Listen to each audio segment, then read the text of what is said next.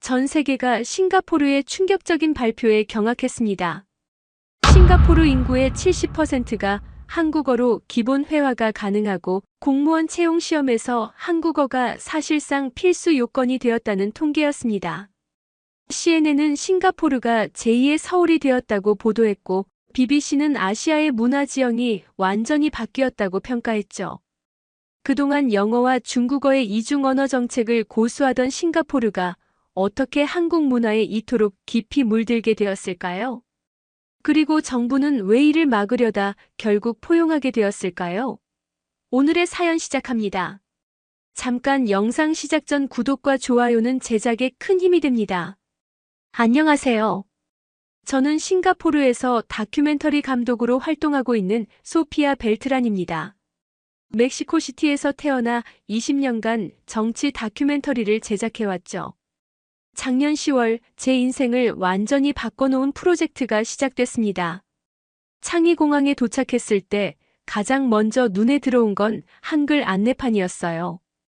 영어, 중국어, 말레이어와 함께 한국어가 당당히 네 번째 공식 안내 언어로 자리 잡고 있었죠. 면세점을 지나가는데 직원이 자연스럽게 한국어로 인사를 건넸습니다. 동양인 외모를 가진 제가 한국인으로 보였나 싶어. 영어로 멕시코에서 왔다고 밝혔더니 직원은 미안하다며 웃었어요. 요즘 손님 대부분이 한국인이라 습관이 됐다는 설명이었죠. 공항에서 시내로 향하는 택시 안 라디오에서는 K-팝이 흘러나왔고, 운전사는 능숙하게 한국 노래를 따라 부르고 있었습니다. 차창 밖으로 보이는 거리 풍경도 놀라웠어요. 오차드 로드 주변 상점가의 3분의 1 이상이 한글 간판을 달고 있었고, 한국 프랜차이즈 카페와 음식점이 즐비했죠. 마치 서울의 명동이나 강남 거리를 보는 듯한 착각이 들 정도였습니다. 호텔에 체크인하면서 프런트 직원에게 물어봤더니 더욱 놀라운 답변이 돌아왔어요. 싱가포르 젊은 세대의 90% 이상이 한국 드라마나 K-팝을 즐기고 성인 인구의 70%가 기초적인 한국어 회화가 가능하다는 거였습니다. 심지어 공무원 채용 시험에서 한국어 능력이 가산점이 된다는 비공식적인 이야기까지 들려왔죠. 저녁 무렵 호텔 라운지에서 현지 문화 전문가를 만났습니다. 싱가포르 국립대학에서 문화 인류학을 가르치는 교수였는데 그가 들려준 이야기는 제 예상을 완전히 뛰어넘었어요. 싱가포르의 한류 현상은 단순한 문화 유행이 아니라 사회 전반의 패러다임 변화라고 했습니다. 젊은이들은 한국을 아시아의 새로운 문화 중심지로 인식하고 있었고 한국식 교육 방법이나 기업 문화까지 벤치마킹하려는 움직임이 활발했죠. 특히 인상적이었던 건 초등학교 교육 현장의 변화였습니다. 많은 학교에서 한국 동요로 숫자나 알파벳을 가르치기 시작했고 방과 후 활동으로 태권도나 K-팝 댄스가 큰 인기를 끌고 있었어요. 심지어 일부 엘리트 사립학교에서는 제3외국어로 한국어를 정규 교과목에 포함시켰다고 했습니다. 하지만 이런 현상을 모두가 긍정적으로 보는 건 아니었어요. 교수는 목소리를 낮추며 정부 일각에서는 이런 급격한 문화 변화를 우려하고 있다고 전했습니다. 다민족 국가인 싱가포르의 미묘한 문화적 균형이 깨질 수 있다는 우려와 함께 자국 문화, 정체성이 희석될 수 있다는 위기감이 팽배했다는 거였죠. 첫 주 동안 저는 싱가포르 곳곳을 돌아다니며 예비 취재를 진행했습니다. 부기스 지역의 한국타운은 이미 차이나타운이나 리틀 인디아 못지않은 규모로 성장해 있었고 주말이면 한복을 입고 사진을 찍는 현지인들로 북적였어요. 대학가 근처에는 한국 유학원들이 우후죽순 생겨나고 있었고 서점에는 한국어 교재와 K-팝 아이돌 화보집이 베스트셀러 코너를 차지하고 있었죠. 가장 놀라웠던 건 싱가포르 군대 내에서도 한류 열풍이 불고 있다는 사실이었습니다. 한 제보자에 따르면 비공식적으로 K-팝 댄스 동아리가 운영되고 있었고 휴식 시간에는 한국 드라마를 시청하는 게 일상이 됐다고 했어요. 엄격한 규율로 유명한 싱가포르 군대에서조차 한국 문화가 깊숙이 침투해 있었던 겁니다. 하지만 취재를 진행할수록 이상한 점들이 눈에 띄기 시작했어요. 인터뷰를 하다가 갑자기 말을 아끼거나 자리를 피하는 사람들이 있었고, 촬영을 하는 도중 누군가 감시하는 듯한 불편한 시선을 느끼기도 했습니다. 특히 정부 정책이나 한류에 대한 공식적인 입장을 묻는 질문에는 대부분 입을 다물었죠. 일주일째 되던 날 밤, 저는 호텔방에서 그동안 수집한 자료들을 정리하며 깊은 생각에 잠겼습니다. 표면적으로 보이는 화려한 한류 열풍 이면에 뭔가 복잡한 역학관계가 숨어 있다는 직감이 들었어요. 누군가는 이 현상을 반기고 누군가는 막으려 하고 있었습니다. 그리고 그 중심에는 거대한 권력과 자본의 충돌이 있을 거라는 예감이 들었죠. 다큐멘터리 감독으로서의 본능이 제게 속삭였습니다. 이건 단순한 문화 현상이 아니라 이 시대 아시아의 정체성과 미래를 둘러싼 거대한 싸움의 일부라고 말이요. 저는 노트북을 펼치고 본격적인 취재 계획을 수립하기 시작했습니다. 진실을 파헤치기 위해서는 더 깊이, 더 위험한 곳까지 들어가야 한다는 걸 알면서도 말이죠. 취재를 시작한 지 열흘째 되던 날 아침, 예상치 못한 이메일이 도착했습니다. 발신자는 누르라는 이름의 말레이계 유튜버였는데 100만 명이 넘는 구독자를 보유한 싱가포르의 대표적인 인플루언서였죠. 그녀는 비밀리에 만나서 중요한 정보를 전하고 싶다고 했습니다. 약속 장소는 차이나타운 깊숙한 곳에 위치한 오래된 찻집이었어요. 누르는 선글라스와 모자로 얼굴을 가린 채 나타났는데 평소 방송에서 보던 밝고 활기찬 모습과는 전혀 달랐습니다. 주변을 계속 살피는 그녀의 모습에서 깊은 두려움이 느껴졌죠. 차를 마시며 잠시 침묵이 흐른 후 누르가 입을 열었습니다. 그녀가 들려준 이야기는 제 예상을 훨씬 뛰어넘는 충격적인 내용이었어요. 싱가포르 정부 일각에서 한류 확산을 조직적으로 방해하고 있으며 이를 위해 언론 조작과 여론 공작을 서슴지 않고 있다는 거였습니다. 누르는 떨리는 손으로 작은 USB를 건넸습니다. 그 안에는 지난 6개월간 벌어진 일들의 증거가 담겨 있었어요. 한국 문화 콘텐츠를 다루던 유튜버들의 채널이 갑작스럽게 삭제되거나 광고 수익이 차단되는 일들이 조직적으로 일어나고 있었죠. 더 심각한 건 일부 인플루언서들이 신변의 위협을 느끼고 활동을 중단했다는 사실이었습니다.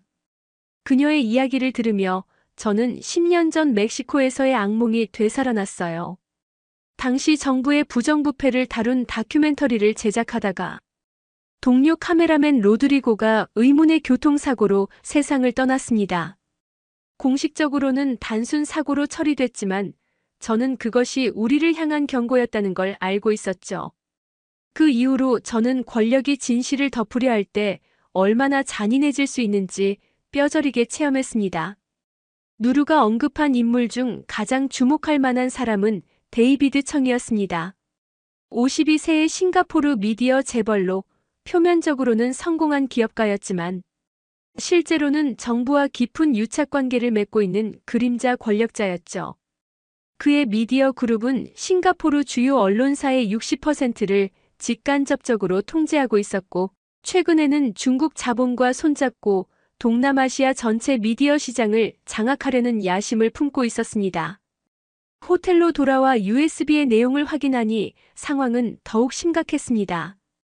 데이비드 청의 미디어 그룹이 조직적으로 반한류 캠페인을 벌이고 있었는데 그 수법이 매우 교묘하고 체계적이었어요. 한국 음식이 건강에 해롭다는 가짜 연구 결과를 퍼뜨리고 K-팝이 청소년들의 정서를 해친다는 조작된 통계를 언론에 흘리고 있었죠. 심지어 소셜미디어에 댓글 부대를 운영하며 한국 문화에 대한 부정적인 여론을 조성하고 있었습니다. 가장 충격적이었던 건 정부 고위 관료들과 주고받은 이메일 내용이었어요. 그들은 한류를 문화적 침략으로 규정하고 싱가포르의 다문화 정체성을 지키기 위해서는 강력한 대응이 필요하다고 주장하고 있었습니다. 데이비드 청은 이런 정부의 우려를 교묘하게 이용해 자신의 사업적 이익을 추구하고 있었던 거죠. 다음 날 저는 한국계 싱가포르인 2세인 김하나를 만났습니다. 38세의 그녀는 현지 한국문화센터에서 일하며 양국 간 문화 교류를 위해 노력하고 있었어요. 차분하고 온화한 인상과 달리 그녀는 싱가포르 한류 현상에 대해 날카로운 통찰력을 지니고 있었습니다. 하나는 현재 싱가포르의 한류가 완전히 자연 발생적인 현상이라고 설명했어요. 정부나 특정 세력이 조장한 게 아니라 젊은이들이 자발적으로 선택하고 받아들인 문화라는 거였죠. 하지만 동시에 이런 급격한 변화를 불편해하는 기득권 세력이 존재한다는 것도 인정했습니다. 그녀가 들려준 구체적인 사례들은 충격적이었어요. 한국어 학원을 운영하던 사업가가 갑자기 사업 허가를 취소당했고 K-팝 댄스 학원들이 소음 민원을 이유로 강제 폐쇄되는 일들이 빈번했습니다. 표면적으로는 정당한 행정 조치처럼 보였지만 실제로는 한류 확산을 막으려는 의도적인 탄압이었죠. 며칠 후 저는 제시카 탄이라는 기자를 만났습니다. 35세의 그녀는 싱가포르 유력 일간지의 문화부 기자였는데 친중국 성향이 뚜렷한 인물이었어요. 표면적으로는 제 다큐멘터리에 관심이 있다며 접근했지만 실제로는 제 취재 의도를 파악하려는 목적이 분명했습니다. 제시카는 교묘하게 한류의 부정적인 측면을 부각시키려 했어요. 한국 문화에 과도하게 심취한 청소년들의 정체성 혼란, 전통문화 계승의 위기, 지나친 외모, 지상주의 확산 등을 언급하며 제가 이런 문제점들을 다룰 것인지 물었습니다. 그녀의 질문 하나하나에는 분명한 의도가 담겨 있었죠. 취재를 계속하면서 저는 점점 더 큰 그림이 보이기 시작했어요. 이건 단순히 싱가포르 내부의 문화 갈등이 아니었습니다. 중국의 문화 패권 전략과 한류의 확산이 충돌하는 지점에 싱가포르가 있었고 데이비드 청 같은 인물들은 이런 상황을 이용해 자신들의 이익을 극대화하려 했던 거죠. 하지만 동시에 희망도 보였습니다. 누르처럼 진실을 알리려는 용기 있는 사람들이 있었고 하나처럼 문화의 다양성과 자유로운 교류를 믿는 사람들이 있었어요. 무엇보다 싱가포르의 젊은 세대들은 자신들이 선택한 문화를 진심으로 사랑하고 있었습니다. 그날 밤 저는 호텔방에서 오랜 시간 고민했어요. 이 위험한 진실을 파헤치는 것이 과연 옳은 일인지 또다시 동료를 잃는 비극을 겪을 수도 있는데 계속 나아가야 하는지 말이죠. 하지만 로드리고가 마지막으로 제게 했던 말이 떠올랐습니다. 진실은 그 자체로 힘이 있고 누군가는 그것을 세상에 알려야 한다고. 저는 노트북을 열고 그동안 수집한 자료들을 정리하기 시작했습니다. 데이비드 청과 그의 조직, 정부의 은밀한 개입, 그리고 이 모든 것에 맞서는 사람들의 이야기를 체계적으로 구성했죠. 위험은 분명히 존재했지만 진실을 밝히는 것이 다큐멘터리 감독으로서 제 사명이라는 것을 다시 한번 확인했습니다. 본격적인 잠입 취재를 시작한 건 11월 둘째 주였습니다. 누르가 제공한 정보를 바탕으로 저는 싱가포르 곳곳에 숨어있는 한류의 진짜 모습을 카메라에 담기 시작했어요. 첫 번째 목적지는 템피니스 지역의 한 유치원이었습니다. 이른 아침 저는 현지 코디네이터로 변장한 조수와 함께 유치원을 방문했어요. 원장의 허락을 받아 수업을 참관할 수 있었는데 눈앞에 펼쳐진 광경은 정말 놀라웠습니다. 오전 수업 시간 선생님이 한국 동요곰 3마리의 멜로디에 맞춰 숫자를 가르치고 있었어요. 아이들은 신나게 따라 부르며 자연스럽게 한국어와 영어, 중국어를 섞어가며 숫자를 익히고 있었죠. 더욱 인상적이었던 건 간식 시간이었습니다. 김밥과 유부초밥이 간식으로 제공됐는데 아이들이 젓가락을 능숙하게 사용하는 모습이 인상적이었어요. 한 선생님은 한국 음식이 영양학적으로 균형 잡혀 있고 아이들도 좋아해서 일주일에 2~3번은 한식 간식을 준비한다고 설명했습니다. 점심시간 즈음 저는 부킷 바톡 지역의 공무원 시험 학원가로 이동했습니다. 하나가 알려준 정보에 따르면 이곳에서는 공공연하게 한국어 특별반이 운영되고 있었어요. 학원 관계자와의 인터뷰에서 충격적인 사실을 알게 됐는데 비공식적이지만 한국어 능력이 있으면 공무원 채용에서 상당한 이점을 얻을 수 있다는 거였습니다. 한 학원장은 조심스럽게 이야기했어요. 싱가포르 정부가 한국과의 경제 협력을 확대하면서 한국어가 가능한 인재를 선호하게 됐다고 했습니다. 특히 통상, 문화, 관광 분야에서는 한국어 능력이 거의 필수가 되어가고 있었죠. 공식적인 가산점은 없지만 면접에서 한국어로 자기소개를 하면 면접관들의 반응이 확실히 달라진다는 게 공공연한 비밀이었습니다. 오후에는 더욱 놀라운 장면을 목격했어요. 싱가포르 군부대 근처에서 비밀리에 만난 한 현역 군인이 들려준 이야기는 정말 충격적이었습니다. 군대 내부에서도 한류 열풍이 거세게 불고 있었는데 비공식적으로 K-팝 댄스 동아리가 여러 개 운영되고 있다는 거였어요. 주말 자유시간에는 병사들이 모여 한국 드라마를 시청하고 한국 음식을 만들어 먹는 게 일상이 됐다고 했습니다. 특히 인상적이었던 건 장교들 사이에서도 한국 군사 문화에 대한 관심이 높아지고 있다는 점이었어요. 한국군의 훈련 방식이나 리더십 철학을 벤치마킹하려는 움직임이 있었고 일부 고위 장교들은 한국 국방대학원에서 연수를 받고 오기도 했다고 합니다. 엄격한 규율과 위계 질서로 유명한 싱가포르 군대가 이렇게까지 한국 문화에 개방적이라는 사실이 놀라웠죠. 저녁 무렵 저는 레플스 플레이스의 금융가로 향했습니다. 이곳의 변화도 극적이었어요. 퇴근 시간이 되자 수많은 금융인들이 쏟아져 나왔는데 그들 중 상당수가 한국 음식점으로 향하고 있었습니다. 고급 한정식 레스토랑부터 간단한 김밥 전문점까지 다양한 한식당들이 싱가포르 금융가의 식문화를 바꿔놓고 있었죠. 한 투자은행 직원과의 대화에서 흥미로운 사실을 알게 됐어요. 최근 한국 기업들과의 거래가 늘어나면서 한국 비즈니스 문화를 이해하는 것이 중요해졌다는 거였습니다.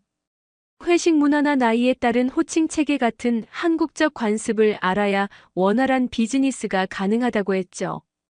그래서 많은 금융회사들이 직원들에게 한국어 교육을 지원하고 있었습니다. 하지만 취재를 진행할수록 방해 공작도 점점 노골적이 되어 갔어요. 촬영 도중 갑자기 나타나 신분증을 요구하는 사람들이 있었고 인터뷰 약속이 갑작스럽게 취소되는 일도 빈번했습니다. 특히 정부 관련 시설 근처에서는 누군가 계속 저희를 미행하고 있다는 느낌을 받았죠.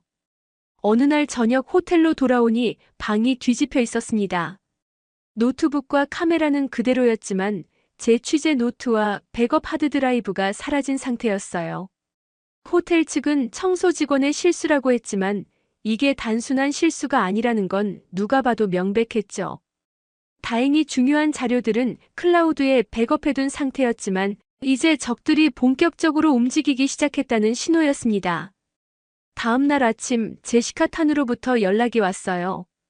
그녀는 제가 편파적인 시각으로 싱가포르를 왜곡하고 있다며 강하게 비난했습니다. 외국인이 와서 싱가포르의 내정에 간섭하고 있다는 주장이었죠. 그녀의 어조에는 경고가 담겨 있었고 곧 제 취재 활동이 언론에 부정적으로 보도될 거라는 암시도 있었습니다. 실제로 그날 오후 온라인 매체에 저에 관한 기사가 올라왔어요.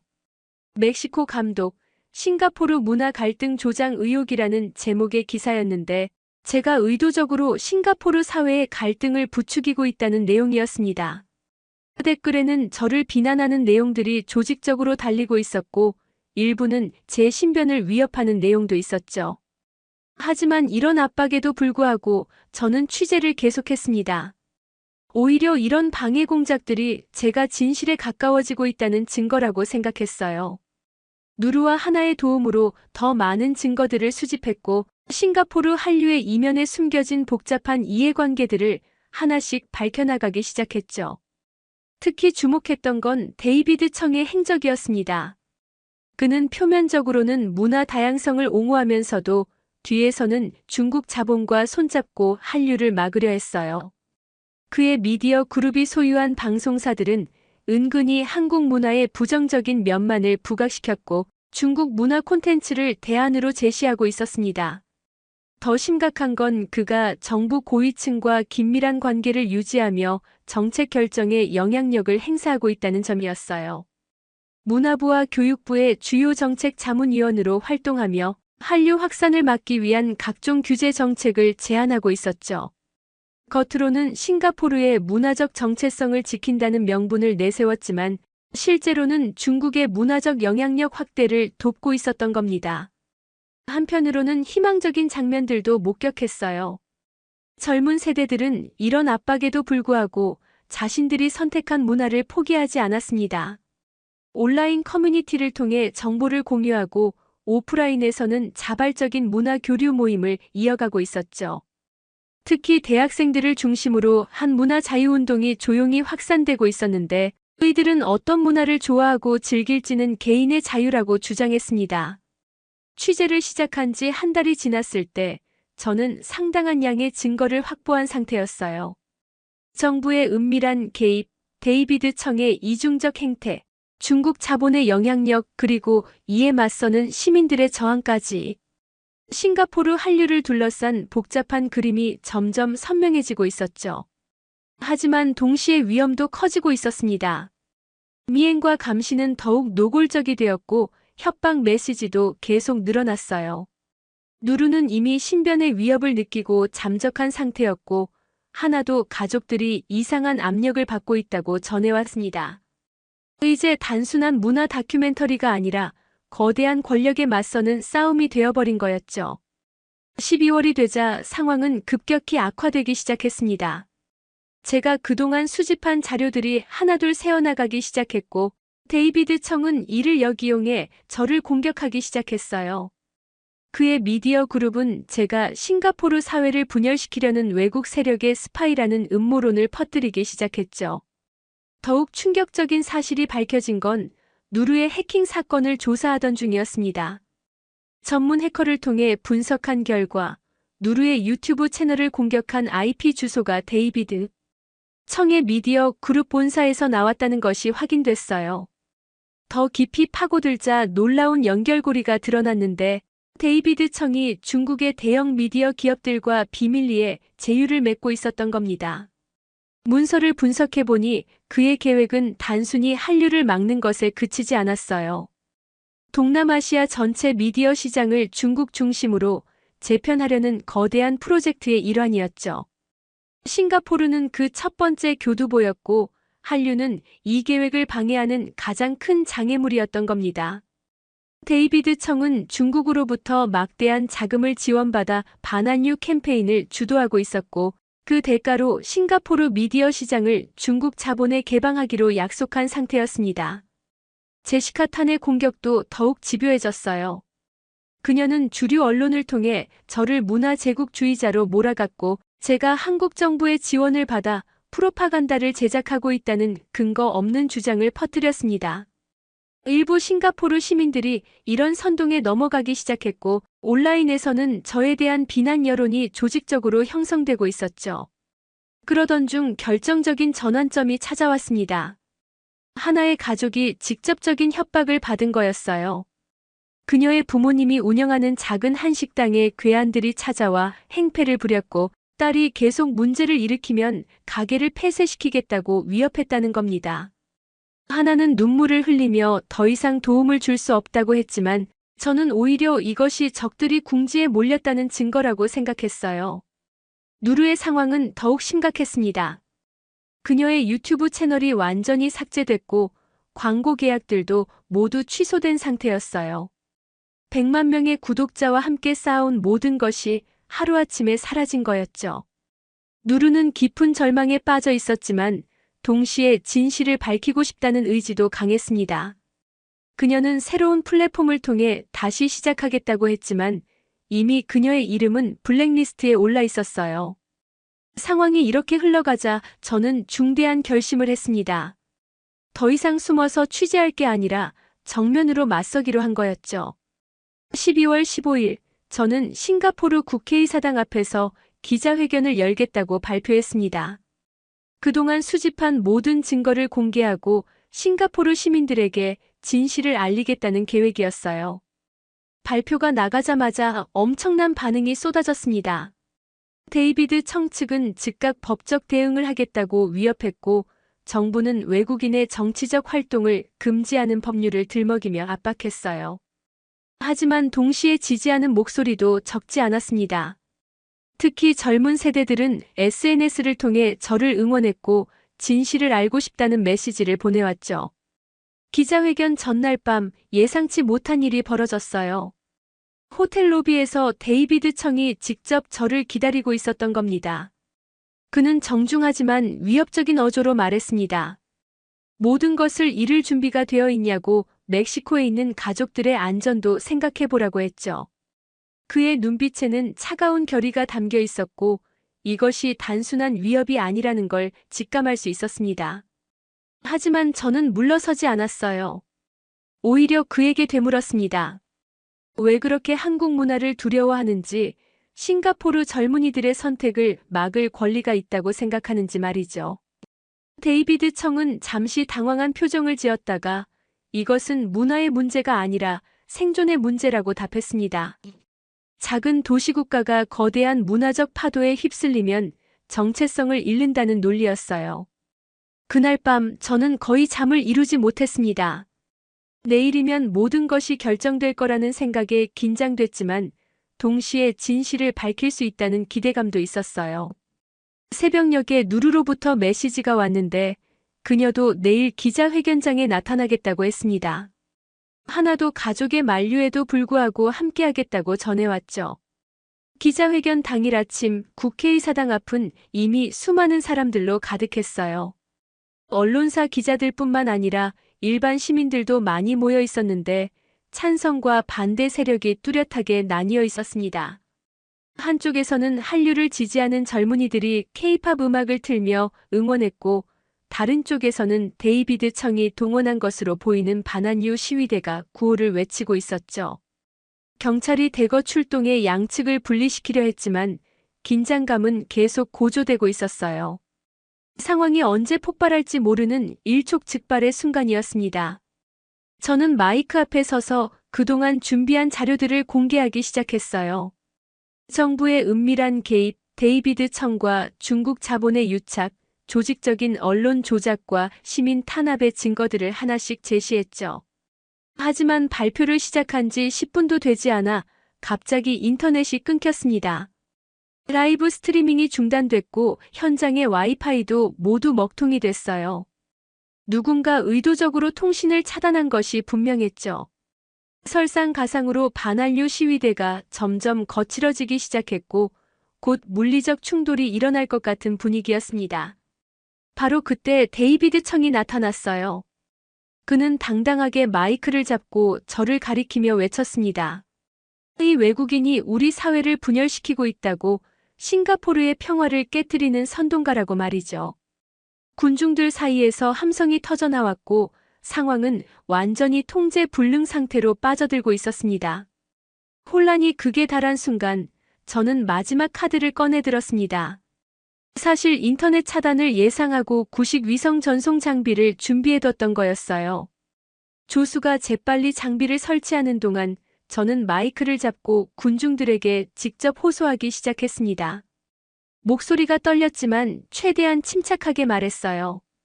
문화는 물처럼 자연스럽게 흐르는 것이며 누구도 그 흐름을 막을 권리는 없다고 했죠.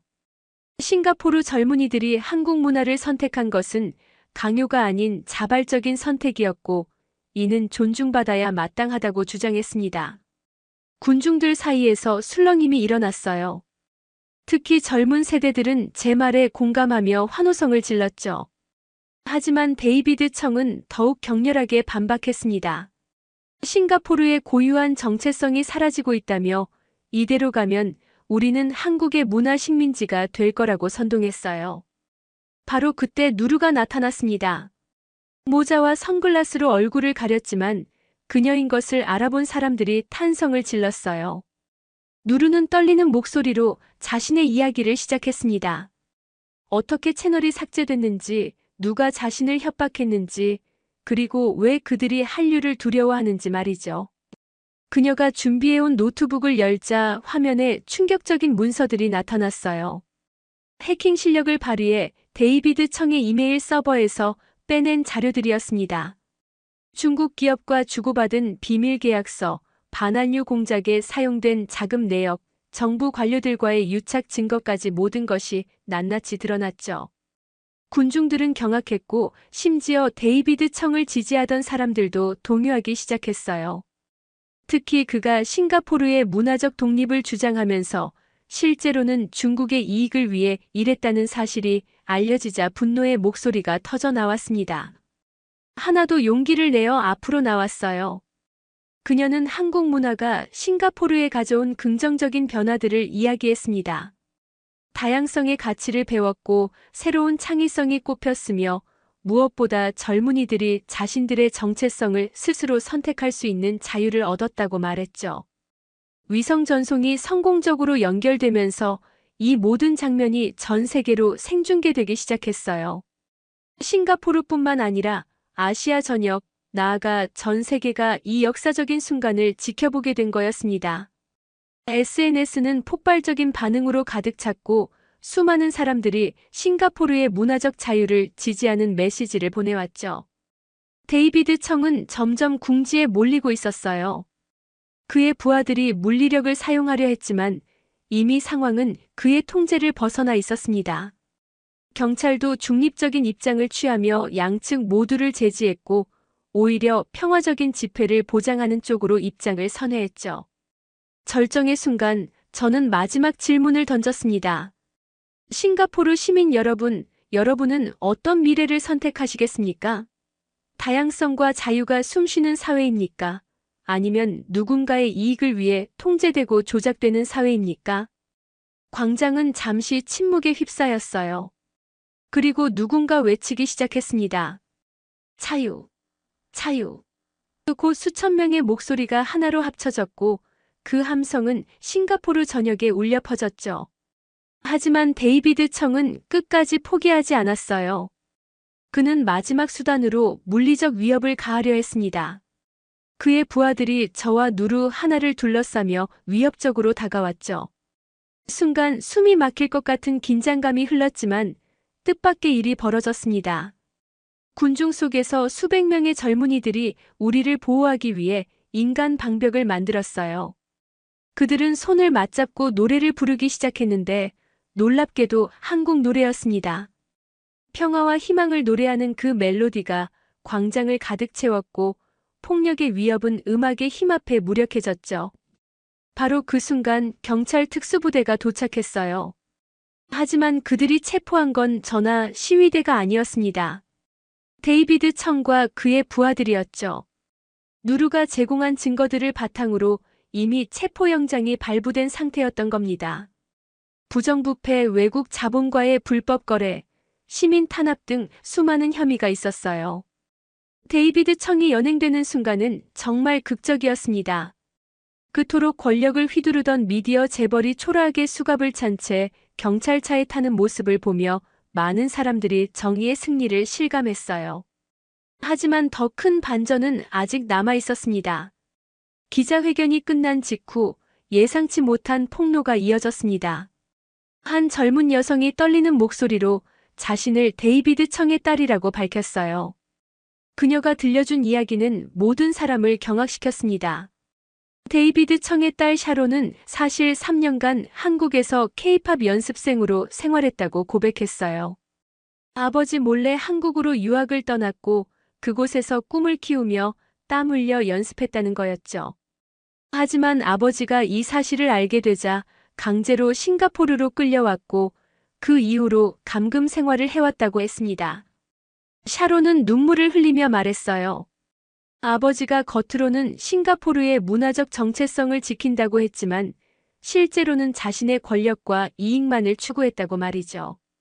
자신의 딸조차 꿈을 포기하게 만든 사람이 어떻게 싱가포르 젊은이들의 미래를 논할 수 있냐고 반문했습니다. 더 놀라운 폭로가 이어졌어요. 싱가포르 정부 고위 관료의 부인이 익명으로 제보한 내용이 공개됐는데 놀랍게도 총리 부인이 한국 드라마 리틀 서울의 숨은 투자자였다는 사실이었습니다. 이 드라마는 싱가포르를 배경으로 한 한국 싱가포르 합작 드라마였는데 대성공을 거두며 양국 문화 교류의 상징이 됐었죠. 이 사실이 알려지자 정부의 이중적인 태도가 완전히 드러났어요. 공식적으로는 한류를 우려한다고 하면서 실제로는 고위층조차 한국 문화에 깊이 매료되어 있었던 겁니다. 이는 한류가 단순한 유행이 아니라 거스를 수 없는 시대적 흐름이라는 것을 보여주는 증거였죠. 하지만 가장 큰 반전은 하나를 통해 밝혀졌습니다. 그녀가 공개한 신분은 모두를 충격에 빠뜨렸어요. 하나는 사실 한국 정부가 파견한 문화 전도사였던 겁니다. 하지만 그녀의 임무는 한류를 전파하는 게 아니라 자연스러운 문화 교류를 돕고 양국 간의 이해를 증진시키는 것이었어요. 하나는 설명했습니다. 한국 정부도 문화가 강요될 수 없다는 걸 잘 알고 있었고, 단지 싱가포르 젊은이들이 한국 문화를 제대로 이해하고 즐길 수 있도록 돕는 역할만 했다고 말이죠. 그녀는 결코 선전이나 세뇌를 한 적이 없으며 오히려 싱가포르 문화의 가치도 함께 알리려 노력했다고 강조했습니다. 이런 연쇄적인 폭로들로 인해 싱가포르 사회는 큰 충격에 빠졌어요. 그동안 믿어왔던 것들이 모두 거짓이었고 진실은 완전히 다른 곳에 있었던 거였죠. 특히 데이비드 청 같은 인물들이 애국심을 팔아 사익을 추구했다는 사실에 많은 시민들이 분노했습니다. 제시카 탄도 큰 변화를 겪었어요. 그녀는 공개적으로 사과하며 자신이 데이비드 청에게 이용당했다고 고백했습니다.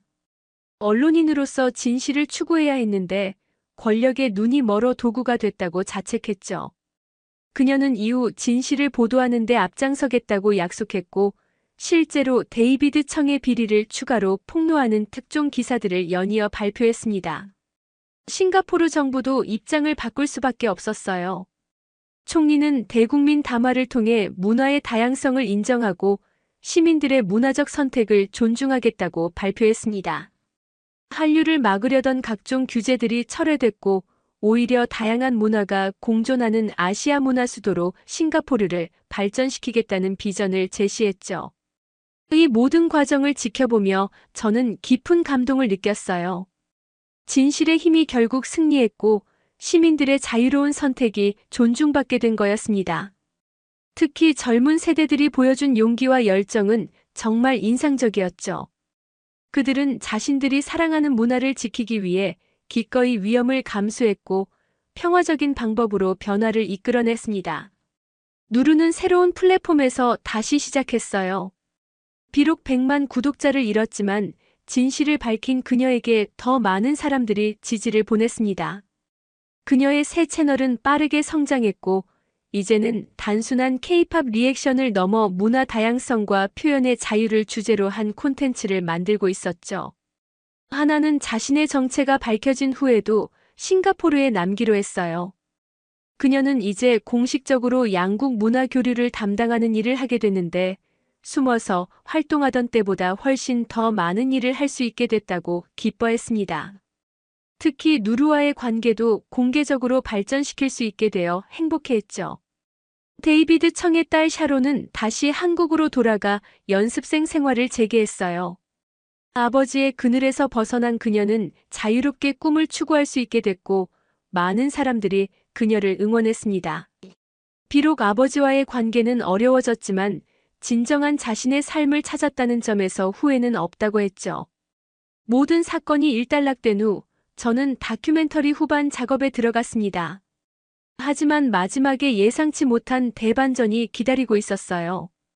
제작 과정에서 입수한 추가 자료를 분석하던 중 충격적인 사실을 발견한 거였죠. 데이비드 청이 체포된 후 압수된 자료 중에는 더 큰 음모의 증거가 있었습니다. 그는 단순히 중국의 문화 확장을 돕는 것에 그치지 않고 동남아시아 전체를 대상으로 한 거대한 미디어 제국을 건설하려 했어요. 싱가포르는 시작에 불과했고 말레이시아, 인도네시아, 태국까지 그의 검은 손길이 뻗어 있었던 겁니다.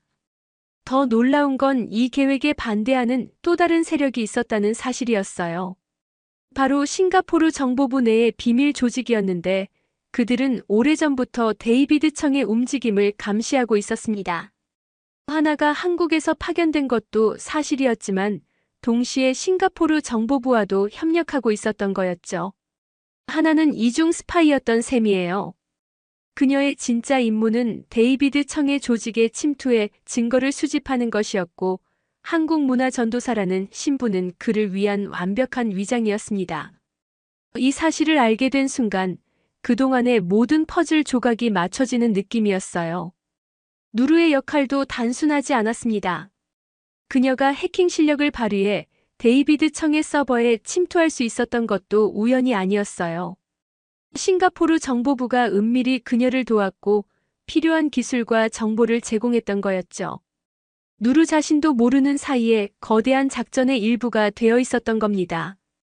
이 모든 진실이 밝혀지면서 저는 혼란에 빠졌어요. 제가 만들고 있는 다큐멘터리가 과연 진실을 담고 있는 것인지 아니면 또 다른 조작의 일부인지 확신할 수 없었죠. 하지만 한 가지 분명한 건 싱가포르 젊은이들의 한국 문화에 대한 사랑은 진짜였다는 거였습니다. 결국 저는 이 모든 사실을 다큐멘터리에 담기로 했어요. 복잡한 국제정치와 정보전의 실체, 그 속에서도 순수하게 문화를 사랑하는 사람들의 이야기를 균형 있게 다루려 노력했죠. 문화는 정치나 권력의 도구가 아니라 사람들의 마음을 연결하는 다리라는 메시지를 전하고 싶었습니다. 하나와의 마지막 인터뷰에서 그녀는 이렇게 말했어요. 처음엔 임무 때문에 시작했지만 지금은 진심으로 두 나라의 문화 교류를 바라고 있다고. 문화를 통해 사람들이 서로를 이해하고 존중하게 되는 걸 직접 목격했기 때문이라고 했죠. 그녀의 눈빛에는 진정성이 담겨 있었고 저는 그것이 거짓이 아니라고 믿었습니다. 누르도 새로운 삶을 시작했어요. 단순한 인플루언서를 넘어 문화 다양성 운동가로 변신한 그녀는 이제 더 큰 무대에서 활동하고 있었습니다. UN 청년 대표로 선정되어 전 세계를 돌며 문화적 자유의 중요성을 설파하고 있었죠. 그녀의 경험은 많은 젊은이들에게 영감을 주었고 문화 검열에 맞서는 용기를 심어주었습니다. 샤론의 이야기도 감동적이었어요. 한국에서 다시 연습생 생활을 시작한 그녀는 마침내 데뷔의 기회를 잡았습니다. 다국적 걸그룹의 멤버가 된 그녀는 아버지와의 아픔을 예술로 승화시켰죠. 특히 가족과의 화해를 주제로 한 자작곡은 많은 사람들의 심금을 울렸고 그녀는 진정한 아티스트로 성장하고 있었습니다. 가장 극적인 변화는 데이비드 청에게서 일어났어요. 감옥에서 시간을 보내며 그는 깊은 반성에 빠졌다고 했습니다. 딸이 보낸 편지를 읽으며 눈물을 흘렸고 자신이 얼마나 잘못된 길을 걸어왔는지 깨달았다고 했죠. 출소 후에는 모든 재산을 사회에 환원하고 문화 다양성을 지원하는 재단을 설립하겠다고 약속했습니다. 이 모든 이야기를 정리하며 저는 깊은 교훈을 얻었어요. 문화는 누구의 소유물도 아니며 경계를 넘나들며 자유롭게 흐르는 물과 같다는 것을. 그것을 막으려는 시도는 결국 실패할 수밖에 없고 오히려 더 큰 파장을 일으킨다는 것을 말이죠. 싱가포르는 이제 진정한 리틀 서울이 되었어요. 하지만 그것이 싱가포르의 정체성을 잃었다는 의미는 아니었습니다. 오히려 더 풍부하고 다채로운 문화적 정체성을 갖게 됐죠. 한국 문화와 싱가포르 문화가 아름답게 융합되어 새로운 하이브리드 문화를 만들어내고 있었습니다. 6개월이 지난 뒤 저는 완성된 다큐멘터리를 들고 다시 싱가포르를 찾았습니다. 도시의 풍경은 놀랍도록 변해 있었어요. 정부가 공식적으로 아시아 문화 수도를 선언한 이후 싱가포르는 명실상부한 문화의 허브로 거듭나고 있었죠. 가장 인상적인 변화는 교육 현장에서 일어났어요. 한국어가 제2외국어 필수 과목으로 지정됐고 많은 학교에서 한국식 교육 방법을 도입하고 있었습니다. 특히 창의성과 협동을 강조하는 한국의 교육 철학이 싱가포르의 경쟁적인 교육 문화에 신선한 바람을 불어넣고 있었죠. 거리 풍경도 완전히 달라졌어요. 오차드 로드에는 대형 한류 복합 문화 공간이 들어섰고 매주 K-팝 공연과 한국 영화 상영회가 열리고 있었습니다. 하지만 동시에 싱가포르 전통 문화를 소개하는 공간도 함께 마련되어 진정한 문화 교류의 장이 되고 있었죠. 제 다큐멘터리 리틀 서울의 비밀 시사회에는 수많은 사람들이 몰려들었어요. 누르와 하나 그리고 뜻밖에도 출소한 데이비드 청까지 참석했습니다. 영화가 끝난 후 관객들의 반응은 뜨거웠고 많은 이들이 눈물을 흘렸죠. 진실을 위해 싸운 사람들의 용기와 문화의 힘이 만들어낸 변화에 모두가 감동했던 겁니다. 시사회가 끝난 후 열린 기자회견에서 저는 이렇게 말했어요. 문화는 권력이 아닌 사랑으로 전파된다고. 싱가포르가 보여준 것은 문화적 개방성과 다양성이 한 사회를 더욱 풍요롭게 만든다는 진리였다고 말이죠. 그해 12월 마리나베이에서는 역사적인 행사가 열렸습니다. BTS의 홀로그램 콘서트였는데 무려 50만 명이 참석한 대규모 행사였어요. 싱가포르 정부가 공식 후원한 이 행사는 단순한 공연을 넘어 문화적 화합의 축제였습니다. 무대에는 K-팝 스타들뿐만 아니라 싱가포르 전통 예술가들도 함께 올랐어요.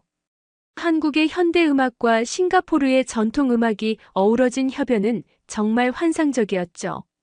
50만 명이 하나 되어 노래를 부르는 모습을 보며 저는 문화의 진정한 힘을 다시 한번 실감했습니다. 콘서트가 클라이맥스에 이르렀을 때 무대에 특별한 게스트가 등장했어요. 바로 샤론이었습니다.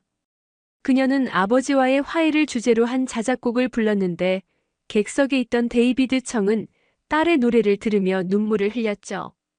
부녀의 화해는 싱가포르 사회 전체의 화해를 상징하는 감동적인 순간이었습니다. 누르와 하나도 무대에 올랐어요. 그들은 문화 다양성의 중요성에 대해 짧은 연설을 했는데 특히 누르가 한 말이 인상적이었습니다. 문화를 막으려 하지 마세요. 대신 함께 즐기세요. 그것이 우리를 더 풍요롭게 만들 거예요. 다큐멘터리는 큰 성공을 거뒀어요. 칸 영화제에서 대상을 수상했고 전 세계적으로 문화 다양성에 대한 논의를 촉발시켰죠. 특히 아시아 각국에서는 싱가포르의 사례를 벤치마킹하려는 움직임이 활발해졌습니다. 싱가포르 정부는 문화자유특별법을 제정했어요. 이 법은 모든 시민이 자유롭게 문화를 선택하고 즐길 권리를 보장하는 내용이었죠. 또한 문화 다양성을 해치는 어떤 형태의 검열이나 탄압도 금지했습니다. 이는 아시아에서 처음으로 제정된 문화자유보장법이었어요. 경제적 효과도 놀라웠습니다.